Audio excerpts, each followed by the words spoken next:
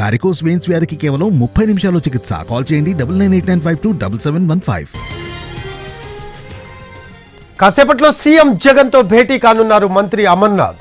ఆయన పోటీ చేయబోయే స్థానంపై క్లారిటీ ఇవ్వనున్నారు సీఎం. మూడో జాబితాలో అమర్నాథ్ సీటుపై క్లారిటీ ఇచ్చే అవకాశం ఉంది.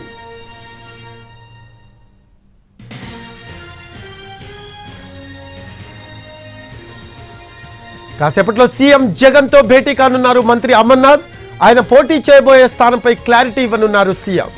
మూడో జాబితాలో అమర్నాథ్ సీటుపై క్లారిటీ వచ్చే అవకాశం ఉంది.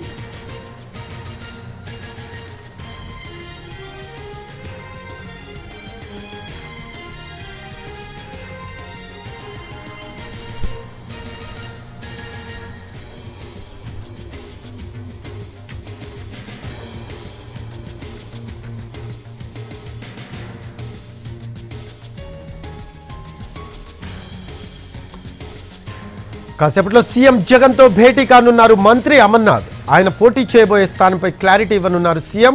మూడో జాబితాలో అమర్నాథ్ సీటుపై క్లారిటీ వచ్చే అవకాశం ఉంది. దీనికి సంబంధించిన లేటెస్ట్ అప్డేట్స్ మా కరెస్పాండెంట్ రవిచంద్ర అందిస్తారు. ఫోన్ లైన్ లో అందుబాటులో ఉన్నారు. రవిచంద్ర, కాసేపట్లో సీఎం జగన్ తో మంత్రి అమర్నాథ్ భేటీ కానున్నట్టు తెలుస్తోంది. దీనికి సంబంధించిన లేటెస్ట్ అప్డేట్స్ ఏంటి రవిచంద్ర? రఫీ, రాష్ట్ర పరిశ్రమల శాఖ మంత్రి గుడివాడ అమర్నాథ్ ఎక్కడి నుంచి పోటీ చేయబోతున్నారనే ఉత్కంఠకు మరికొద్ది సేపట్లోనే తెరపడబోతోంది. ఇప్పటికే సీఎం తో పాటు హైకమాండ్ నుంచి కూడా ఒక కీలకమైన ఇన్ఫర్మేషన్ అయితే మంత్రికి వచ్చింది. ఆయన త్వరలోనే పెందుర్తి అసెంబ్లీ నియోజకవర్గాన్ని ఖరారు చేస్తూ ఒక నిర్ణయం తీసుకునే అవకాశం ఉంది. ఈ మేరకు సిట్టింగ్ ఎమ్మెల్యేగా ఉన్న అదీప్ రాజ్ తో పాటు చోడవరంలో ఉన్న కర్ణం ధర్మశ్రీ, అలాగే జిల్లాకు సంబంధించిన ఇతర ఎమ్మెల్యేలను కూడా పిలిచి సీఎంలో అధికారులు మాట్లాడారు.